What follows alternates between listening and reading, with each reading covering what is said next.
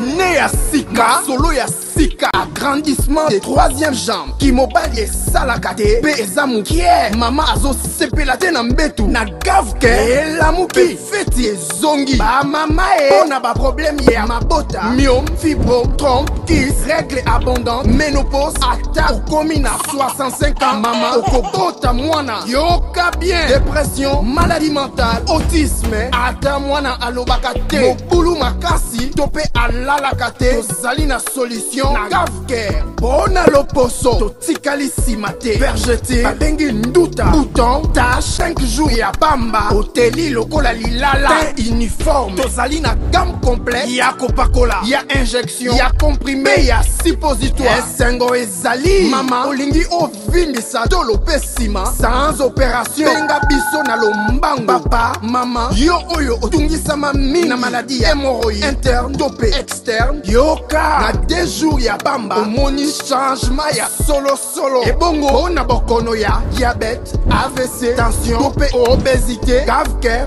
golo solution perte de poids naturellement okokota salle de sport teo na kisi ya comprimé mpe injection na gavker ozongi mobimba baproduit na biso ezali 100% naturel mpe esalemi na baplan na baindustrie ya Allemagne mpe Angleterre na gavker okosepela. La santé n'a pas de prix. La famille, kande na yeb sakabino, batela santé. Soki oko batela santé na yote, mutu moko te akotikala ko batela santé na yote. Eza toujours et encore ya motuya, eza toujours ya makasi en tant que mutu. Koyebaka surtout ndenge nini ya komi batelaka.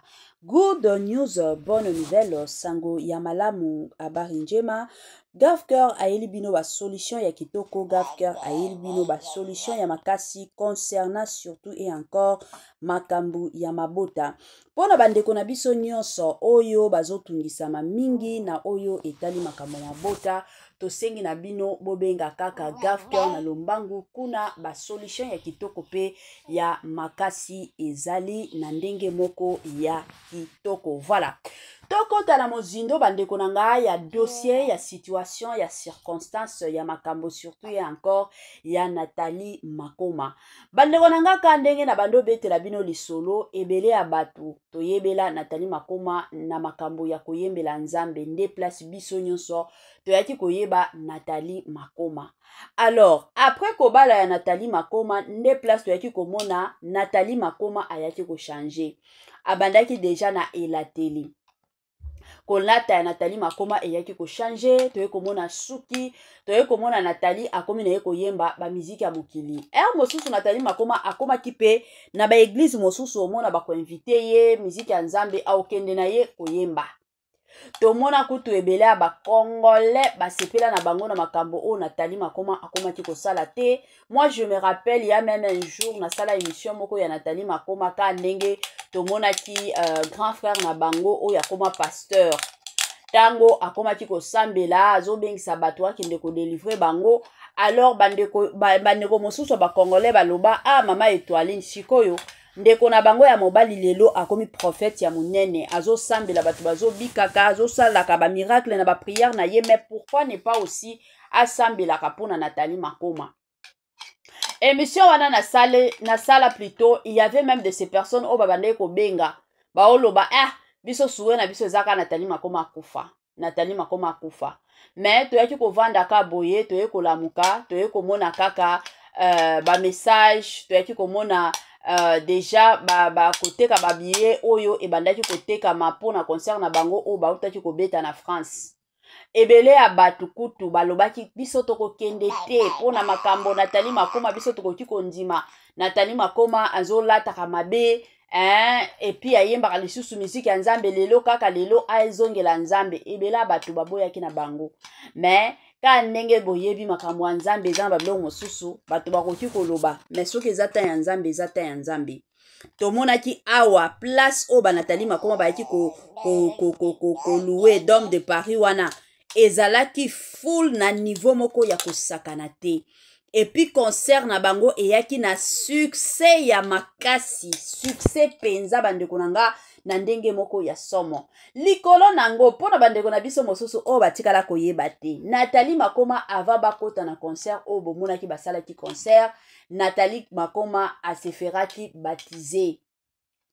Muto batizaki Nathalie Makoma c'était le frère, ezalaka frère nani oya yembaki, le frère Jonathan oya yembaki Sabaoth. Ye mutu akendaki kobatize Nathalie Makoma. Nathalie Makoma aboyaki na yeko kende te ke no ba pasteur o ba yebana parce que toyebi ke na Congo na biso ezalaka toujours pour que mutu aleka na délivrance il faut ba kendo lukela ye pasteur Kabundi wale sa ba lukela ye pasteur Mukuna ba lukela ye pasteur prophète Francis Tatu. Ye aboyaki penza na motema na ye nyonso. Tango ba yaki kobatize Nathalie Makoma ayaki kosala mwa témoignage na ye, témoignage d'ailleurs pour na bandeko na biso mosusu oyo na balandi yango te kana chaîne na biso soki bokomi kaka Étoile Nines TV Nathalie Makoma bomona ba émission ya Nathalie Makoma eza mwa kilikili botala ka émission oyo na ne sali 6 mois te eza presque na ba 2 mois émission wana eza émission oyo Nathalie akomaki kosala témoignage alobi tango babandeki koyemba kala wana tango bazaki ba makoma o biso nyonso to bandaki ko rêver to bandaki ko craquer na ba série wana Nathalie Makoma lobi atikala koyeba nzambe te ezalaki kaka za na mongongo a bien ba inspiration ezoya bazokomaka bazobimisaka na bango ba album mais kozala te ke non azalaki na appel na ba série wana azalaki na ngote mais lelo oyo aye ko comprendre monene ya nzambe Nzambe asaleli makambo oyo ezokamisa bomoi na ye. Yango andimaki penza keno ya tu oyo apesa vie na ye epa ya Nzambe. Yango témoignage Nathalie Makoma asalaki après nini baptême na ye, après kozala baptisé. Alors, na succès o basali, na full o basali, na plein o basali bandeko nanga, awa tozoloba ba concert ya ba Nathalie Makoma ekosalema presque partout. Eza na concert o ekosalema na Amérique, eza na concert ekosalema na Kinshasa, eza na concert o ekosalema na Afrique du Sud. Donc ba concert ekozala presque la liste est longue. Bazo planifier pour continuer kosala ba concert na bango. Pour votre information, au mois de novembre oyo baza lisusu na concert mosusu eza mwa bongo na bango pe de leur côté babandaki ko banga et surtout pour na Nathalie Makoma babandaki ko ndima teke batu bakoki koya mais Nzambe kaka na bolingo na ye Nzambe kaka na bonzambe na ye eye kosala ke ebele ya batu bazalaki Nzambe pe atinda batu ebele bazala présent pona kokende ko soutenir bango. To mona ki to yaki koyoka pe témoignage ya Peggy Makoma apesaki témoignage ndenge bapesaki ye diagnostic ya koloba kino na nzoto na ye azaki na cancer mais Nzambe ya lola aye kosalela ye grâce lelo oyo cancer ezalaka lisusu te. Yango bandeko nanga ngana ye toujours et encore na dossier oyo ya Nathalie Makoma na ye lisusu ko encourager bandeko na biso mosusu. Yo peut-être obandaki ko sambela. Yo peut-être oyebaki Nzambe mais komaki na ba série mosusu mosusu ka ndenge makambo ya mokili eyaka. Ka ndenge ba réalité ya mokili eyaka na yebite bisika nini okwei na yebite bisika nini oyoka na kalisusu te osambela kalisusu te c'est le moment pesa bomoi na yo epa ya Nzambe. Epa ya Nzambe retard ezalaka te. Epa ya Nzambe trop tard ezalaka te. Epa ya Nzambe Nzambe nyonso minute nyonso opesa Nzambe bomoi na yo plutôt ya aza Nzambe akosala na yo oyo ye alingi. Eza esengwa makasi komona lelo Nathalie Makoma azongeli Nzambe. Ka ndenge na yokaki le frère Aimé Kanou alobaki penza ke to tika ko juger Nathalie Makoma mais to sepela lelo oyo soki ser wana akozongela Nzambe. To yaki komona pe message ya sœur na biso Meje 30 oya bando yemba epai ya mama na biso Chalamwana yepe ayaki kopesa message concernant kaka makambo ya ba Nathalie Makoma yaki penza kokumisa Nzambe pona ndenge Nathalie Makoma azongeli Nzambe. Pourquoi ayaki kopesa témoignage wana? Parce que ye moko ayebi ba musique ya mokili oya bande koyemba amona ndenge nini ebebisa ye. Alors alingaki mutu mosusu aya kobeba te. na ba musique ya mokili. Yango de son côté tango amonaki kaka ke Nathalie Makoma komi kozongela Nzambe, en tout cas asepelaki na ye amoni ki non Nzambe aza malamu, Nzambe aza bolingo. Yango bandeko nanga bino nyonso bolandaka Mama Étoile Nines TV de partout ozolandaka nga. Pesa bomoyi na yo epai ya Nzambe. Kozela te ke non batu bakoloba, batu bakojije, musala batu ezalaka koloba. Musala batu ezalaka ko jije. Musala batu bandeko nanga balingaka koyebisa batu ndenge nini na ko vivre vie na bango. Alors nga na pesaka toujours conseil pa ya batu, vis ta vie. Et surtout ceux qui vont vivre dans le Seigneur, c'est ce qui compte. Ko vivre vite que non parce que mutukingandi ya salaki, parce que mutukingandi ya lobaki, ngape il faut na kende, ngape il faut ebata, ngape il faut ekita te, vis ta vie. Nzambe ya lola, Nzambe ya bomoi, oya pesaka biso bomoi. Aussi longtemps que azana yo, vis ta vie. Eza mwa bongo. Na yeko profiter ko ya ko pesa mwa toli, kande to pesa ka batoli, na ndenge moko ya bien. Pona bandeko na biso nyonso o bazolandaka biso surtout ba jeune marié na ba couple o nanu ba balanité. Boza na ba fiançailles, hein? Bandeko nanga surtout ya basi, tozalaka sérieuse. Omoni soki mobali alingi yo, ti bomonaka mibali mosusu babalaka basi. Alingani na mwasi après une année aye kobala mwasi. Mais azalaki na mwasi moko songolo pakata basala 10 ans. Atikala kobala mwasi wana te. Boyebi pourquoi mibali ebele basala ka bongo. Aye kokuta ke epai na yo sens ya kibo mwasi. Matériel ya bo mwasi ya kozala femme mariée oza nango te. Alors mobali akoki pe ko risquer vie na ye te. Yango bomona mobali mosusu moyen aboya yo ezate a préféré bo vivraka.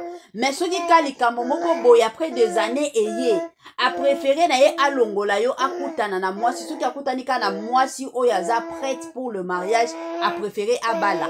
Na suka ekozala keno mobali oyo abandosaka na kananga tala nanga na ye to sali 8 ans de fiançailles, 8 ans ki makango atikala kobala ngate. Azobala yo te pourquoi? Parce que akuti na kati na yo sans ya kozala mwasi femme mariée ezate. Soki ezate, moya bala yo ezate parce que akoki ko risquer futur na yete. Alors bozalaka sérieuse. Bozalaka sérieuse bandeko nanga. Lelo oyo namona ki kutu exemple ndeko moko alingana ki mobali moko akomela ye kana Facebook ba message messenger. Kande to kubali batu basololaka. Akomeli ye basolo na bango pe bien. Message wana ezalaki ya le 14 octobre 2024. Est-ce que vous savez que samedi oyo samedi à le 25, ezalaki le 25. Samedi à le 25. Ndeko na biso ya mwasi na mobali wana basalaki mariage. Kokuta na kaya kokuta na ba Facebook. Ba osolola ka bien mobali aye ko découvrir que non mwasi aza sérieuse. Aza mwasi pe na makanisi na ye aza na ye na besoin libala. Aza na besoin ba aventure te ake ko bala. Alors bozalaka sérieuse na ba relation na bino. Kozala te ke non ndenge te omona batu mosusu oya ba pop balloon ba otu na mwasi mwasi azoloba nga de nature nazalaka impoli. Mokili mobimbezo landaka yo mwasi ya impoli. Mobali nina koya kobala yo. Bomi pesaka valeur. Mwasi na public alobaka te ke azalaka impoli. Et puis mwasi impoli avandaka na ndako libala te zana mobali moko te oya kotikala kobala mwasi ya impoli. Mwasi okoki koloba na public te ke nga nazalaka impoli. Okoki koloba na public te ke non nga kutu nalingaka mobali moko ya boye te. Ezo salaka pasi bozalaka sérieuse. Ebele ya bandeko na biso ya basi lelo bazotula na ba commune na ba quartier likolo ya biloba loba oyo ezanga mutu na makolo. Voilà.